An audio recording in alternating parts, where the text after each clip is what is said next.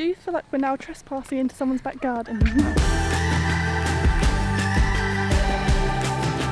Welcome back. So today we are in Sidemen. So we haven't vlogged for the last week or so, mainly because we arrived in Bali and we had a few problems. So we've made sure everything's all sorted. We've been to a few places as well. So we thought we'd fill you in.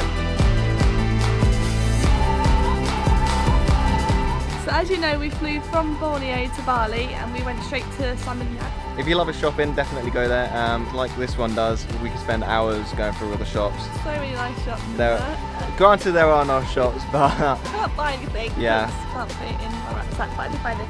There's just no space in the rucksack.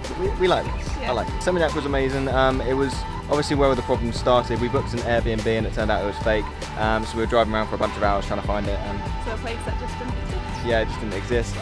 So unfortunately, we just decided at that point we were just going to stop and try and sort everything out.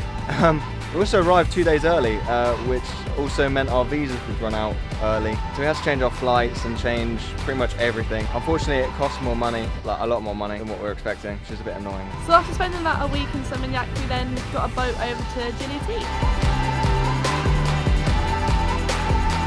So we went to Gili T because it's a bit more built up. It is a bit more of a party scene, but we weren't there for that and we got away from it. There's quite easily places to chill out and relaxing as well. Yeah. Gili is a mix of both. There's kind of like, there's a quiet scene and then also a few bars and things like that. So if you want to mix, then probably that's the one for you. And then Gili is just apparently really quiet. So it was a very last minute booking. We booked everything a day before we left to Gili T. We booked it all for our hotel. The process was super easy, but it was, I'd say it's organised, but it's an organised chaos. If that makes sense, like there's just stuff happening everywhere, people are throwing luggage around, but it's kind of, it was organised, but they just have their own way of doing things. If that was back at home, it wouldn't work that way at all. Yeah, not at all, no. But somehow they make it work. Yeah. If you didn't know that on the island, they don't have any mopeds or any cars or anything like that, so to get around there's only 3 ways. So you can either walk, you can cycle, just rent a bike. We rented ours for 50,000. But I don't know how much that is in pounds off the top of my head. No.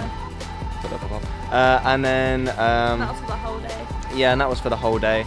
And the other way of getting around is horse and carriage. You'll find loads of them around. They charge you about $150 depending on where you're going, but most of the time you can get it down to about 100. So pretty much just cycled and walked. You don't really need a horse and carriage unless you got all your bags and things like that. When you just get off the boat, it's kind of helpful, but everything's not very far away. So I'd say probably don't do a snorkeling tour.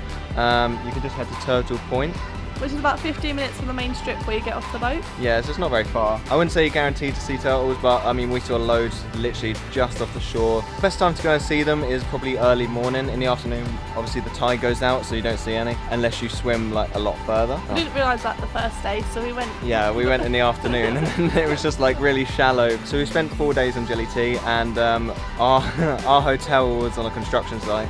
I swear we just have the worst luck. Yeah, I don't know what, they say it comes in 3s, but we've had it way more than 3 problems, so this is where we're staying, just outside, construction site. It's pretty bad, I'll be honest. It's like fully functional. Not doing much work there.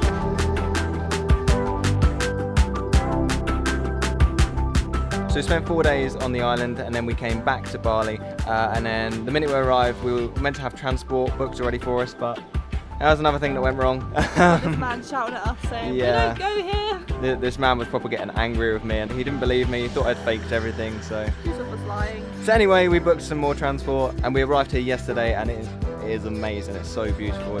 So today we're probably just going to chill by the pool and not do a lot. We'll probably have a little look around as well. There's loads of rice fields and probably loads of walks around. Yeah, it's really peaceful here. And then tomorrow we're going to be doing a jewellery making course. I'm buzzing for this.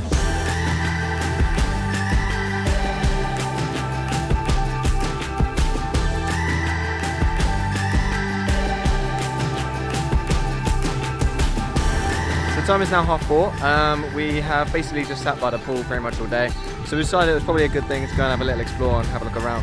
And this place is just, it's amazing. Like the views are just, yeah, everything, everywhere you look just looks amazing.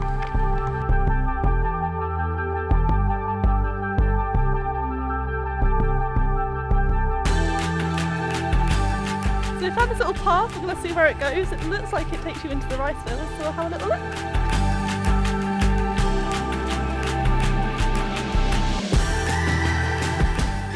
we're now trespassing into someone's back garden. I feel like it is someone's back garden. If I ever got a moped, I really want one like this. Look, it does look a bit too small for me.